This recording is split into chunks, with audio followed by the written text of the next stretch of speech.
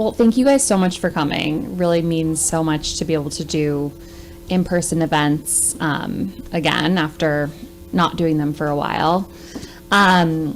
So I thought I would start out with a super brief reading, and then I'll talk a little bit about Can't Look Away and what the book is about for those who haven't read it. And then I was going to talk a little bit about my process as a writer and how basically my journey to becoming a writer and how that happened. So yeah, the chapter I'm going to read is very short. It is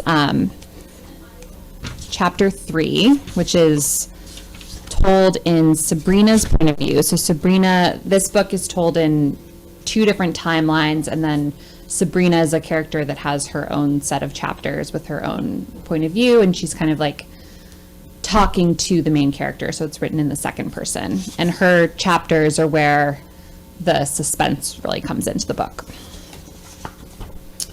You are even more radiant in person than you are in pictures. I know, I shouldn't be surprised.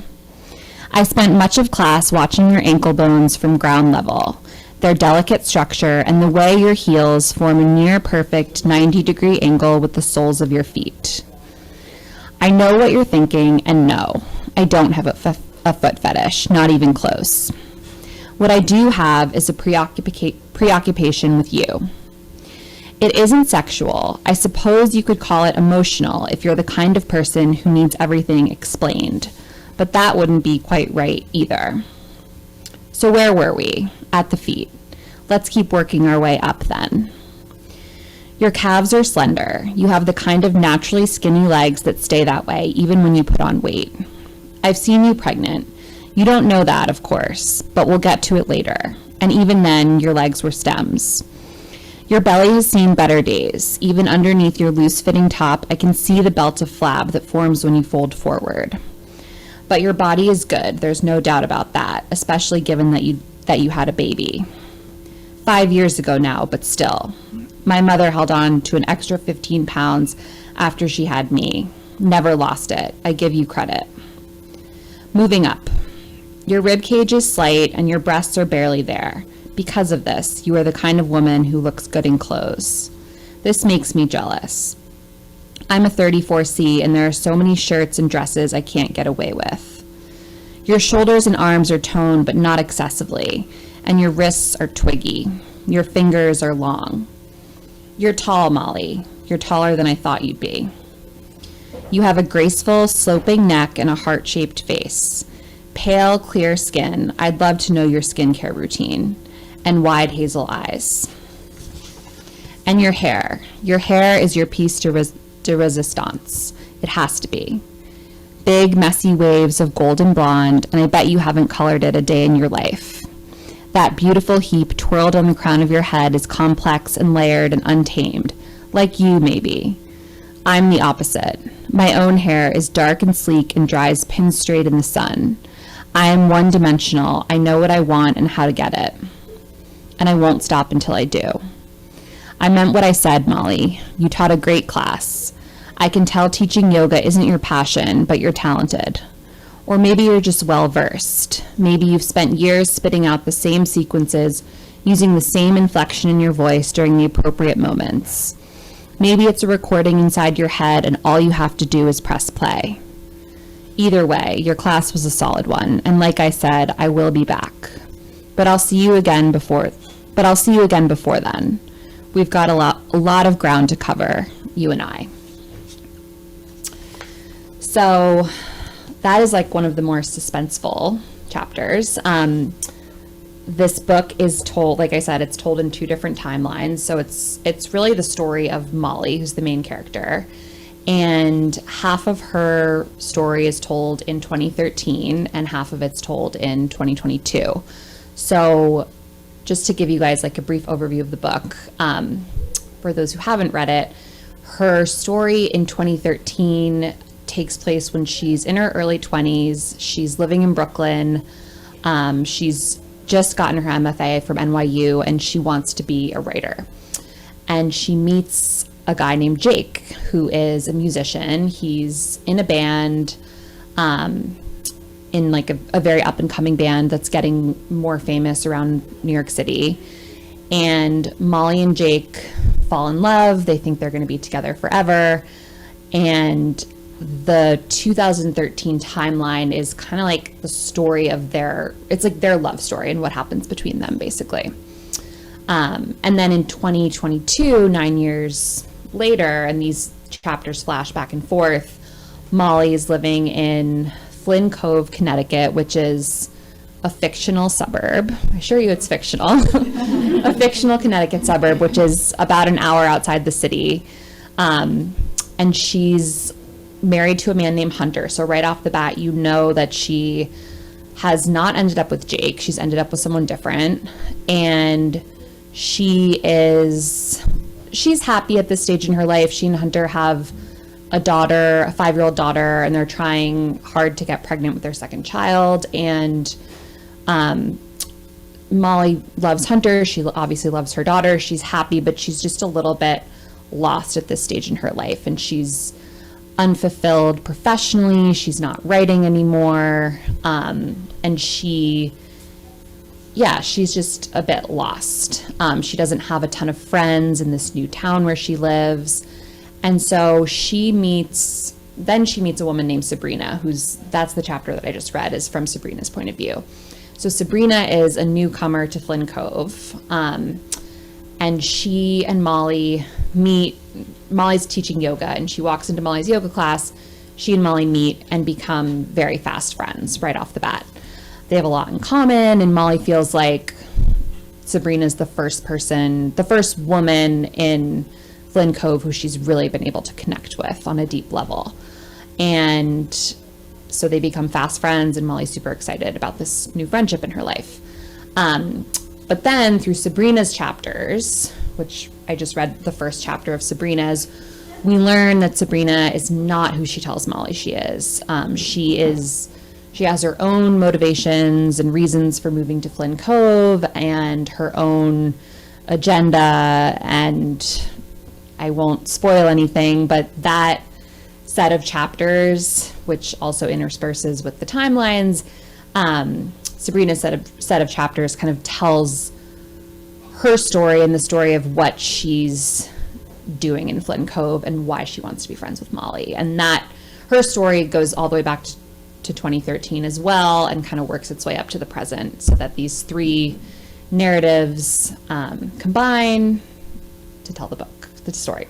And Sabrina's chapters are definitely where the real like suspense comes in. Like, I think without Sabrina, it would be more of just like a contemporary romance, but Sabrina's chapters really, hopefully, work to crank up the suspense and make the book a little bit darker.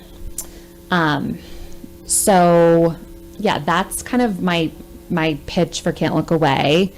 I thought I would talk a little bit about my journey to becoming a writer, because I feel like everyone has a different story, and mine probably doesn't look like, mine is definitely probably a little bit unusual, just because I'm not one of those authors that always knew they wanted to be a writer. Like, I sort of stumbled into it in a way. I was an English major in college, and I really didn't know what I wanted to do with my career. I was a senior, and I was trying to figure it out. I was like, okay, I'm about to graduate. I need to get a job. And a natural path felt like trying to go into book publishing, or magazine publishing, which is less of a thing now, sadly, but that felt like a natural path because I was an English major. I love to read and write. And so I applied for a ton of publishing jobs, and I didn't get any of them. And so the first job out of college that I ended up getting was in PR. I was in public relations at this agency. And so I worked in PR for a few years, but I really wasn't fulfilled.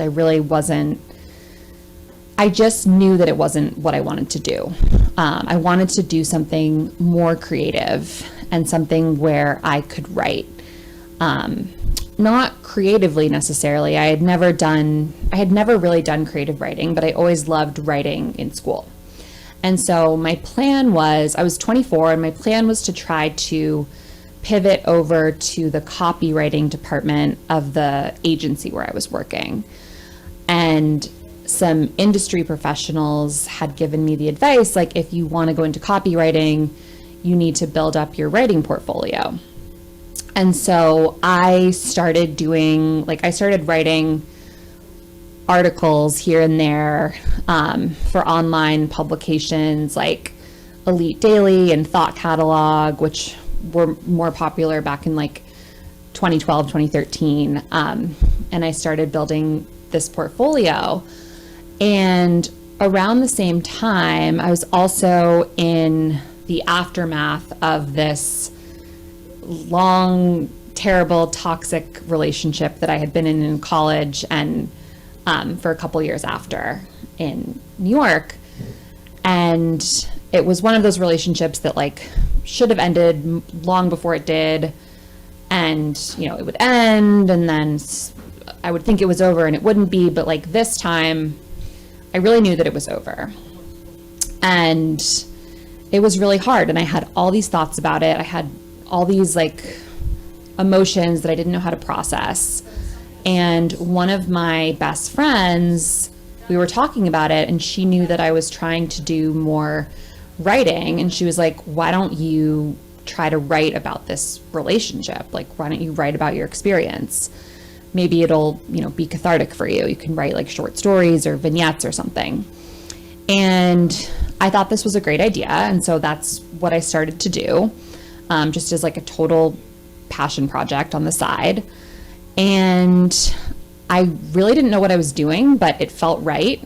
And that was the beginning of me writing Tell Me Lies, which is my first book, which started out as like, it was literally like my journal. It was just these little short stories that I had like fictionalized, but that were heavily based on stuff that I'd been through. And they were vignettes that after a few months, like I decided, I was like, I think that I have something here. I think that these little stories all fit together, and I really want to try to turn this into something.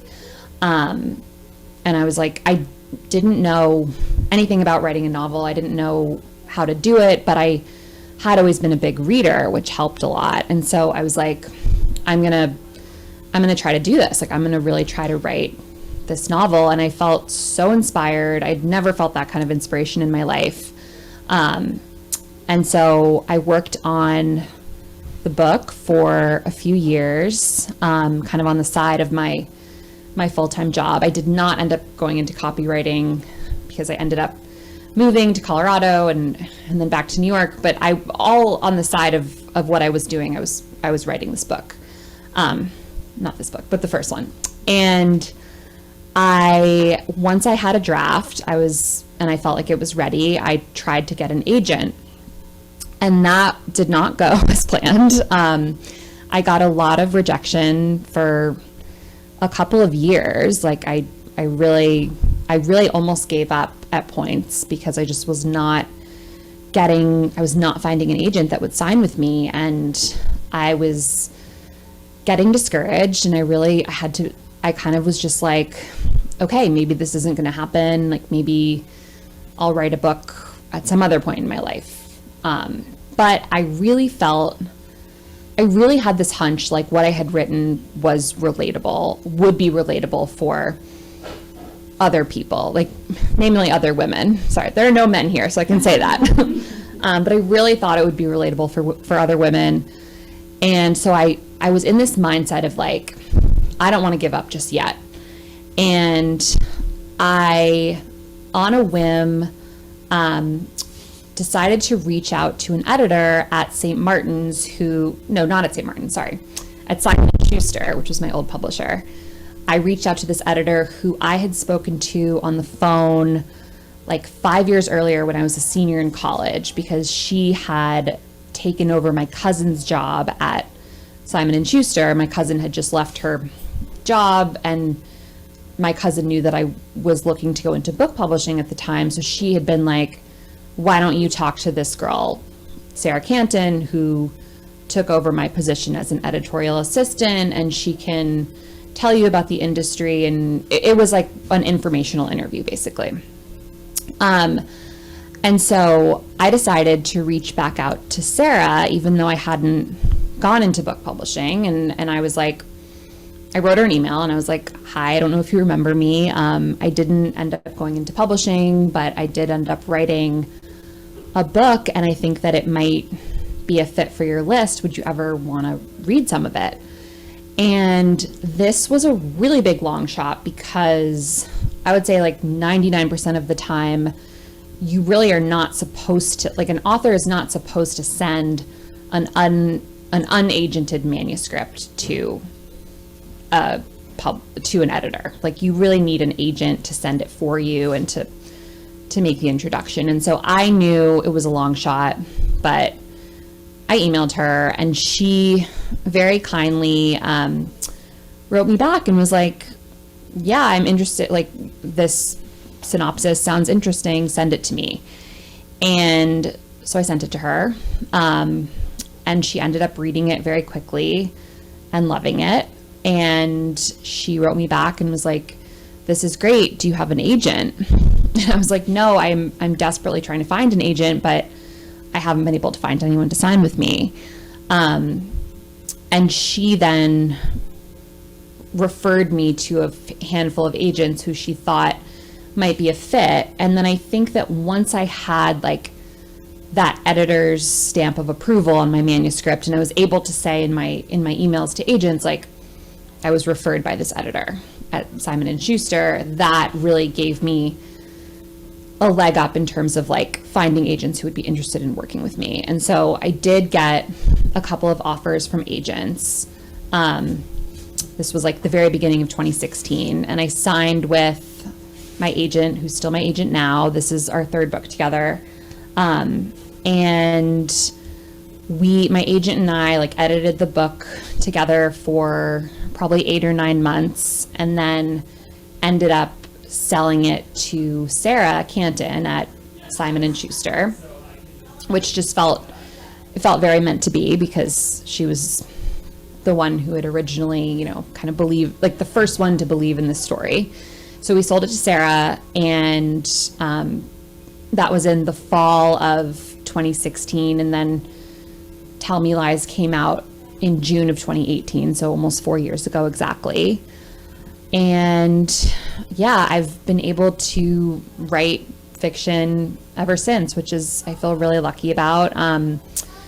My editor has since moved to St. Martin's, so now I kind of followed her to St. Martin's. And Can't Look Away is the second book in like I had a 2-book deal with St. Martin's. So Too Good to Be True was the book that I wrote before this. And then Can't Look Away, I started writing at the very beginning of 2020.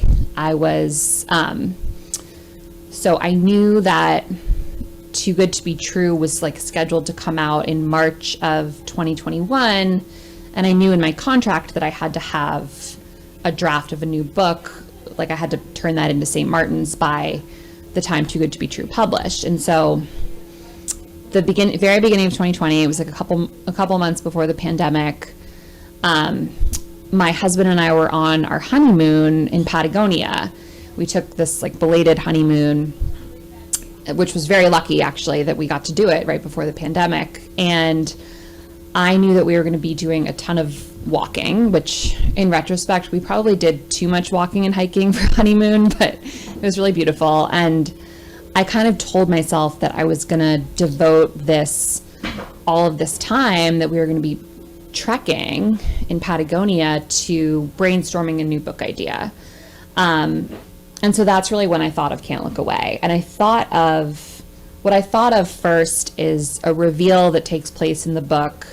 I don't want to give any spoilers, but there's a reveal that takes place about a third of the way into the book that really sets up a dynamic between the four main characters that I thought would be a really interesting kind of set up for the rest of the novel. And I know that's vague, but I don't want to give you guys any spoilers who haven't read it yet.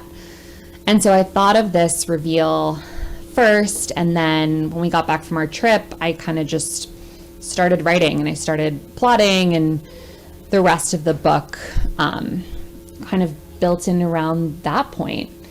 And I also at the time was, so I was pretty newly married.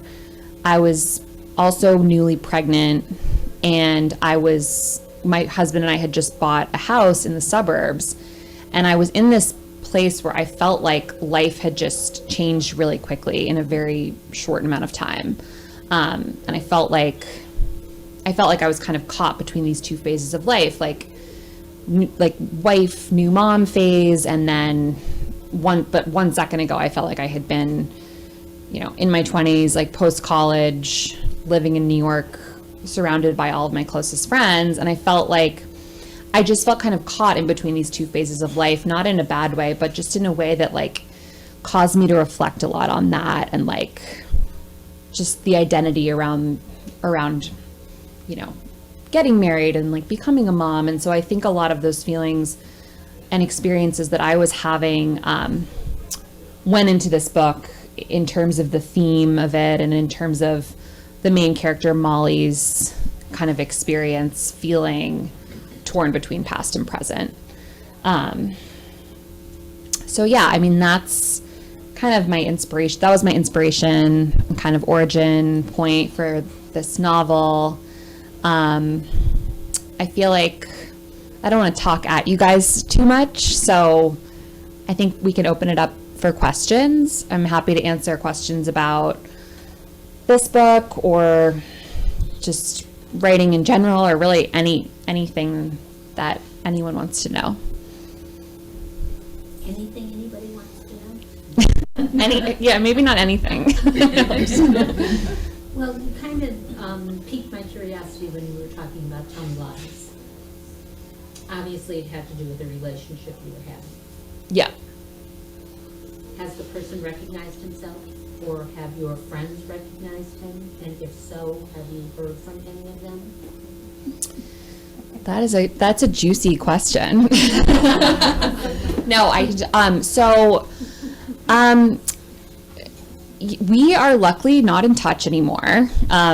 I went to Colorado College, which is a small school, and I definitely know through like friends of friends that he knows about the book, and he knows about it's becoming a Hulu show, which is crazy. I still like don't believe it, but it's becoming a Hulu show, which will be out later this year. And so I know that he knows about that stuff, but I don't really have any I don't know what he thinks. Like we're definitely not in each other's lives at all anymore, which is a good thing. I think, when Tell Me Lies first came out, I was really nervous about, I was nervous about that. I was nervous about what he would think, what people from my school would think. And I definitely had, a few people reach out to me saying like maybe some not so nice things. I had one person reach out to me thinking that they were a character in the book that's like not portrayed very well, and in reality, like that's not true. I think that I just sort of had to accept that people were going to come out and say things, and that's just was sort of part of I had to accept that would be like part of the process of releasing this book into the world. But I sort of just had to have this conversation with myself, which was like, okay, this might be a little uncomfortable, but the mission of like what I want to do with this story and like is so much bigger than like what a few people are going to think. So I don't know if that answered your question. How much say do you have for the Hulu presentation? Yeah. So my agent gave me the advice when Hulu, or when this production company like optioned the book for the TV rights. My agent had given me the advice. She was like, I really don't think you should try to like be the showrunner or demand that you need to write the script or any of the episodes, because that is a whole different skill set that I don't have. And she was like, things get optioned all the time, and I think in order to have the best shot of this show actually getting made, I think that like you want to have an experienced screenwriter behind the project, which was really good advice. So I told them right away, when the company who optioned it, I was like, you know, I'm going to step back, and like I'd love to be as involved as possible, but I want you guys to find a really experienced writer to take this on who you think is going to do the best job. So that's what they did, and they found an amazing showrunner. And I'm a consulting producer, which is my title, which is, I've sort of since realized that I think that's more of like a courtesy to the author.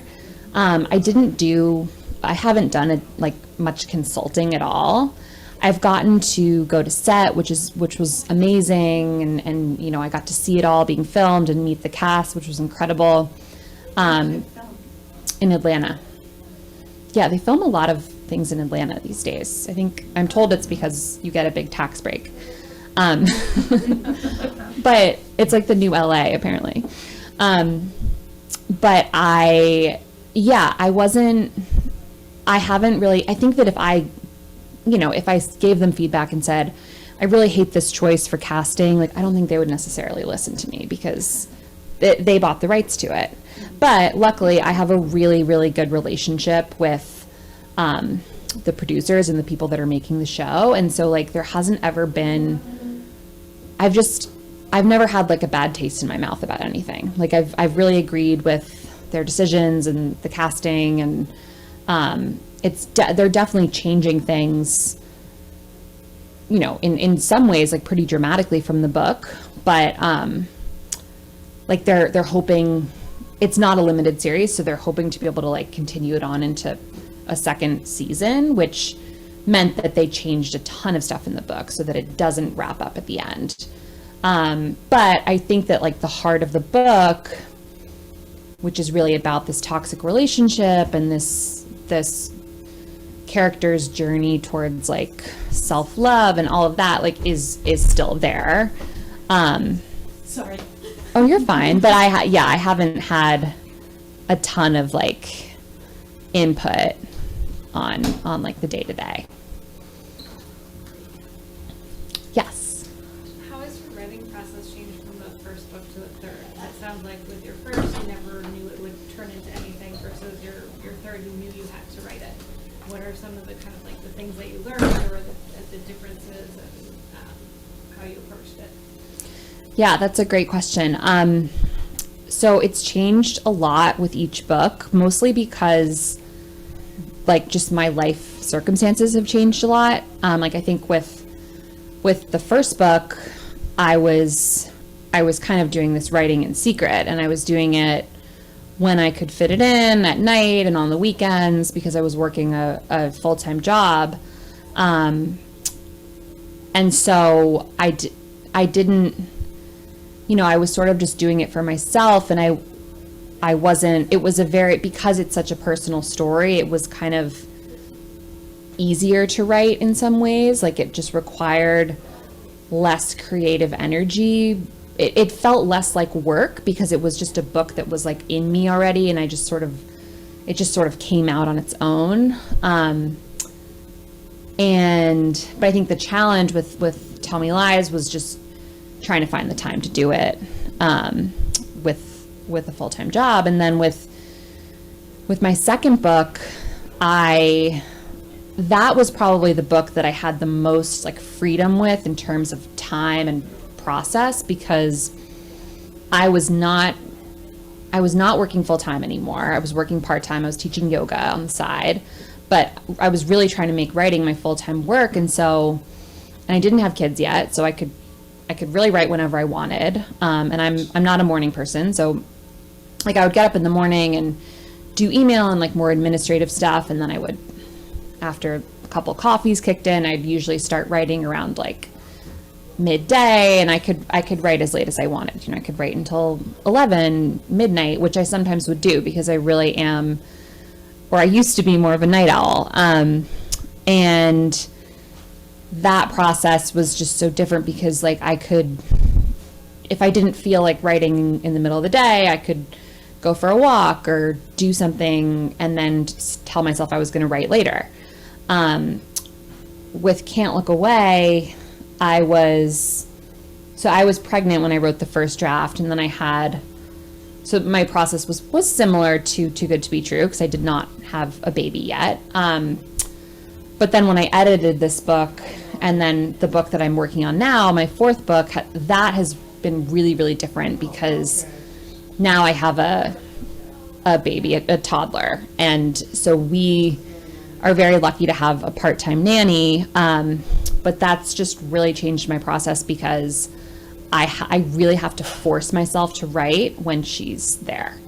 And that's hard because it's just sometimes like hard to force creativity when you're not feeling it. But I've kind of had to learn to do that because I'm like, if I don't get in the words now, it's not going to happen later. Like she's 9 to 2, 4 days a week. So I'm like 9 to 2, those 4 days a week, like that is when I'm writing, and it's really not going to happen any other time.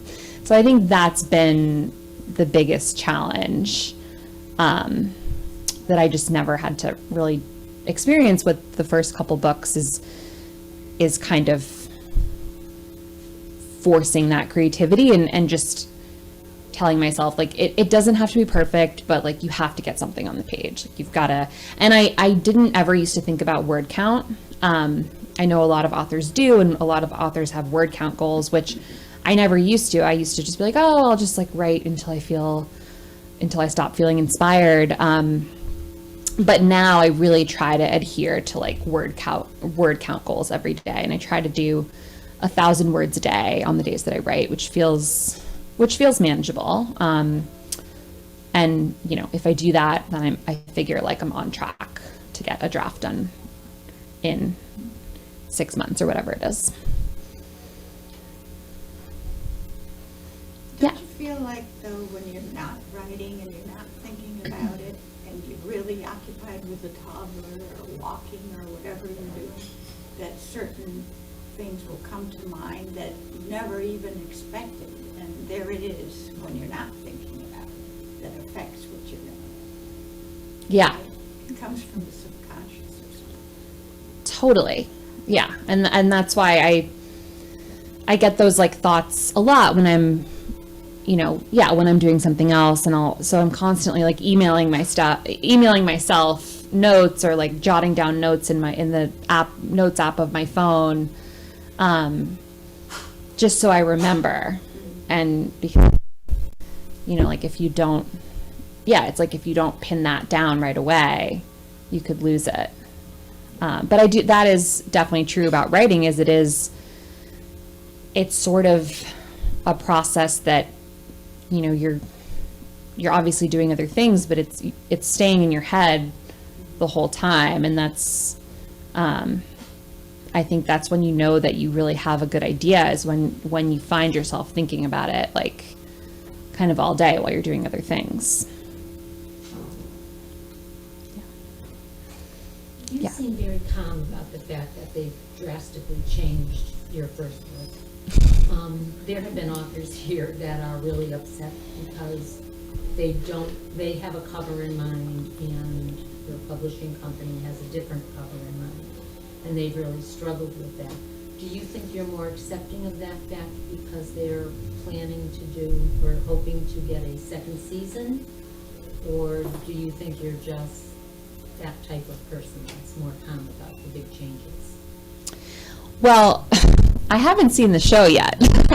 So this is like, I've seen 20 minutes of the pilot, and I know the arc of the season and what that's going to look like. So that's a good question because, you know, but I really, the way that I look at it is like, I'm just so grateful that this is even happening. And I think that, I just think that like certain things that work for a novel like aren't going to work for television and vice versa. And so I think that a lot of the decisions that are being made are like to make the book more cinematic and better for TV. And what I hope is that people are going to love the show and it's going to make them want to read the book.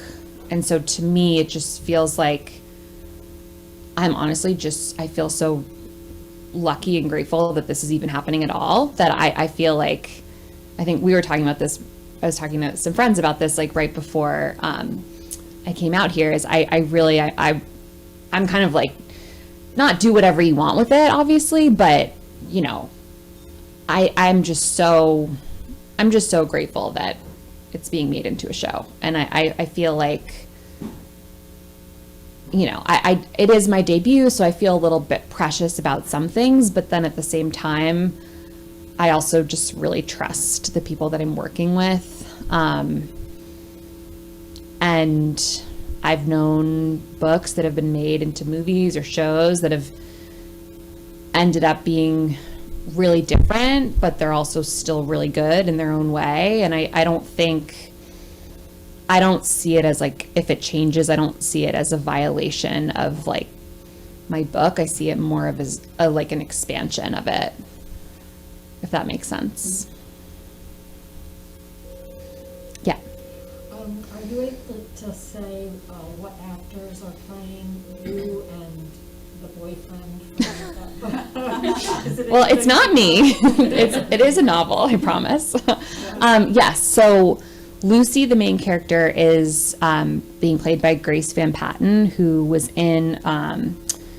She's kind of like an up and coming actress. She's amazing. She's so talented. She was in 9 Perfect Strangers, which came out last summer with Nicole Kidman, and she was one of the. She was like the daughter of. I don't know if you guys saw it, but she was the daughter of a couple that was on that retreat. And she's playing Lucy, the main character, and then the Steven, like the toxic boyfriend, is Jackson White, who is he's not super well known, but he's like a perfect Steven. He was in a show called Mrs. Fletcher on HBO with Catherine Hahn that came out a couple years ago, and he kind of plays like the same kind of character he's going to play in Tell Me Lies, just kind of like a jerky college guy. And so when I saw that show, I was like, oh, he's perfect. Yeah. Yes. First of all, thank you so much for sharing your story and more about the novel. I'm so excited to read it. But I'm curious how like you feel fulfilled today in writing versus when you first began, before having an agent and having that like total freedom. Loaded question, but do you still feel equally fulfilled in your writing now that you're on more of like a schedule and have that pressure and those expectations? Yeah, that's a good question. I definitely do. I feel extremely fulfilled. I mean, I think that